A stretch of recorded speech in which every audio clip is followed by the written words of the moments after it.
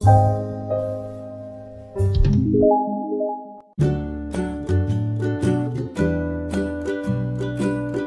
viewers, good morning. This is Urvi Jariwala from Leprocare Surgical Hospital, Surat, and I am welcoming you to our channel. आज हम लेके आए हैं एक topic जो हमारी इंडियन सोसाइटी में बहुत ही कॉमन है, दैट इज़ डायबिटिक फूड।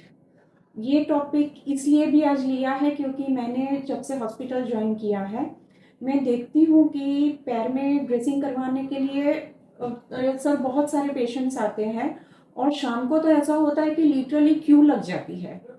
तो पैर में इन्फेक्शन इतने इन्फेक्शन क्यों होते हैं, that we would like to know. पैरों में इन्फेक्शन के काफ़ी कारण होते हैं। स्किन में इन्फेक्शन होना या फिशर हो जाना, पैर की चमड़ी निकल जाना या इचिंग होना या कोई चोट लग जाना, ये सब कारणों से पैर में इन्फेक्शन होता है। पर ज़्यादातर जो हम प्रैक्टिस में देखते हैं 80 to 90% ऑफ हमारे जो पेशेंट पैर में इन्फेक्शन वाले या पैर में अल्सर वाले रहते हैं वो डायबिटिक होते हैं। मतलब में डायबिटीज़ की वजह से पैर में जो रोग होते हैं उसके होते हैं। तो ज़्यादातर ड्रेसिंग्स के जो पेशेंट्स आते हैं वो डायबिटिक फुट इन्फेक्शन के या डायबिटिक फुट अल्सर के होते हैं। What is so specific about it that the name of the disease itself is diabetic foot? Diabetes में हाई शुगर रहने के कारण पैरों में काफ़ी चेंजेस आते हैं। एक हम बोलते हैं वास्कुलोपैथी, मतलब में पैर के अंदर की खून की नसें सूख जाना जिससे खून कम पहुंचता है। दूसरा है न्यूरोपैथी कि जो सेंसेशन की नसें हैं, मूवमेंट्स की नसें हैं, वो वीक हो जाती है। पैर डिफॉर्म हो जाता है, बोन्स में भी डिफॉर्मिटी आती है, स्किन ड्राई हो जाती है। तो ये सब कारण से डायबिटिक फुट, मतलब डायबिटीज़ के जो दर्दी होते हैं उसके फुट में इन्फेक्शन होने की शक्यता बहुत ज़्यादा रहती है और वो इन्फेक्शन होने के बाद में उसको ट्रीट करने की पूरी लाइन ऑफ मैनेजमेंट भी पूरा चेंज होता है। उसकी वजह से उसको नाम ही दे दिया गया है कि डायबिटिक फुट इन्फेक्शन या diabetic foot ulcers. So we would like to know कि डायबिटिक फूड के जो पेशेंट्स आपके पास आते हैं वो कौन से सिम्टम्स के साथ आते हैं। ज़्यादातर पेशेंट्स जो हमारे पास आते हैं उसमें कुछ कुछ पेशेंट्स आते हैं कि भाई हमें पैर में अल्सर या घाव हुआ है नीचे के भाग में, अंगूठे के भाग में या पैरों के नीचे के भाग में।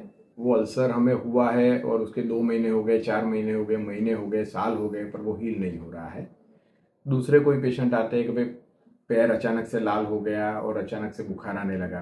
कोई पेशेंट आते हैं कि पैर के अंदर चमड़ी के नीचे या पैर के अंदर पस हो गया है या कुछ कट गया है या फिशर्स हो गए हैं पैर की चमड़ी के अंदर। और कोई कोई पेशेंट्स कई बार आते हैं ये लेके कि सर हमारा अंगूठा गैंग्रीन हो गया है, काला पड़ गया है, या पैर का कुछ भाग काला पड़ गया है। तो ऐसे अलग अलग प्रेजेंटेशन के साथ में पेशेंट्स हमारे पास आते हैं। Okay sir, so what I understand is कि डायबिटीज़ वाले पेशेंट को पैर में इन्फेक्शन होता है वो, और किसी को डायबिटीज़ नहीं है उनको किसी पैर में इन्फेक्शन हुआ। This two are completely different things, am I right sir? जो पेशेंट्स को डायबिटीज़ नहीं है और जो पेशेंट्स को डायबिटीज़ है उसमें बहुत बड़ा फ़र्क ये है कि डायबिटीज़ के दर्दी में जैसे ही अपने आगे बात की कि एक तो पैर की खून की नसें सूख जाती है, खून बराबर से पहुंचता नहीं है। न्यूरोपैथी होती है, जो नर्व्स होती है सेंसेशन की, वो भी वीक पड़ जाती है, डिफॉर्मिटीज़ होती है। तो ये सब कारण से अगर उनको एक छोटा सा भी घाव हुआ हो तो उसको भरने में काफ़ी टाइम लग जाता है। नॉर्मल पेशेंट्स को जो चीज़ 10 दिन में अच्छी हो जाती है, कई बार डायबिटीज़ के दर्दी को वही चीज़ अच्छे होने में 10 हफ्ते या कोई कोई बार 10 महीने भी लग जाते हैं। तो ये बहुत बड़ा एक डिफरेंस है। ओके, सो डायबिटीज़ के पेशेंट को कौन कौन से रिपोर्ट्स निकलवाने ज़रूरी होते हैं? जनरली जो डायबिटिक फूड के पेशेंट्स हमारे पास आते हैं उसमें हम शुगर, ब्लड शुगर तो पहले चेक करते ही है। उसके अलावा हम लोग उनका इन्फेक्शन के लिए जो ब्लड रिपोर्ट्स होते हैं वो सब रिपोर्ट्स करवाते हैं। पर स्पेसिफिक पैर के अंदर हम एक तो एक्सरे करवाते हैं देखने के लिए कि भाई कहीं हड्डियों में तो इन्फेक्शन नहीं पहुंचा है। दूसरा है कि खास करके पैर की नसें कैसी है वो देखने के लिए एक रिपोर्ट होता है जिसको बोलते हैं आर्टेरियल डॉपलर, मतलब में नसों में खून कैसे पहुंच रहा है वो हमें पता चलता है। और कोई बार अगर डॉपलर के अंदर ऐसा आता है कि नहीं, खून बराबर नहीं पहुंच रहा है, तो हम लोग जैसे हार्ट की एंजियोग्राफी होती है ऐसे ही पैर की भी एंजियोग्राफी कराते हैं.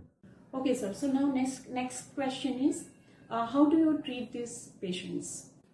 डायबिटिक फुट के पेशेंट्स हमारे पास क्या सिम्टम्स के साथ आते हैं उसके हिसाब से ट्रीटमेंट होती है, पर वाइडली हम ऐसा बोलते हैं कि अगर इन्फेक्शन हो तो हम पहले इन्फेक्शन कंट्रोल करते हैं. अल्सर के अंदर भी इन्फेक्शन हो तो पहले हम उसको क्लीनिंग करते हैं. ब्लड सप्लाई कम हो तो ब्लड सप्लाई कैसे ज़्यादा पहुँचे उसके लिए मेडिसिन भी आती है, तो वो मेडिसिन चालू करते हैं. न्यूरोपैथी के लिए मेडिसिन चालू करते हैं. इन्फेक्शन स्प्रेड नहीं हो उसके लिए एंटीबायोटिक्स चालू करते हैं. रेगुलर ड्रेसिंग्स करते हैं. और अगर कोई पेशेंट्स के अंदर हमें ऐसा मालूम पड़ता है कि नहीं खून उनका बराबर नहीं पहुंच पाता है, तो हमारे वास्कुलर सर्जन फ्रेंड्स जो रहते हैं उनकी हेल्प लेके हम लोग उसकी एंजियोग्राफी, और जैसे एंजियोप्लास्टी हार्ट में होती है ऐसे एंजियोप्लास्टी या कोई प्रकार की सर्जरी के जिससे पैर में खून ज़्यादा पहुंच सके, ऐसी सर्जरीज करवाने की सलाह देते हैं. हाँ, कोई कोई पेशेंट के अंदर अगर पैरों के अंदर कोई फिंगर में टो में अगर गैंग्रीन हुआ हो, या कोई पेशेंट को पैरों में इन्फेक्शन बहुत ज़्यादा हो गया हो कि जिसकी वजह से जान की भी तकलीफ हो, तो ऐसे पेशेंट में हमको पैर बचाए कि जिंदगी बचाए, तो उसके बीच में हमको जिंदगी बचाने का डिसीजन लेना पड़ता है. तो ऐसे पेशेंट के अंदर हमको अंगूठे का भाग, कोई उंगली का भाग, कोई बार पैर का थोड़ा भाग ऑपरेशन करके निकालने की भी जरूरत पड़ती है. हाँ, हम लोग ये तकेदारी जरूर रखते हैं कि हो सके वहां तक ये चीज की नौबत ना आए, पर कोई कोई बार ऐसी सिचुएशन आ जाती है कि जिसमें हमको वो डिसीजन भी लेना पड़ सकता है. ओके, एक कॉमन फिनोमिना हम देखते हैं अपने रिलेटिव्स में, अपने नेबर्स में, कि डायबिटीज़ है और पैर में एक छोटा सा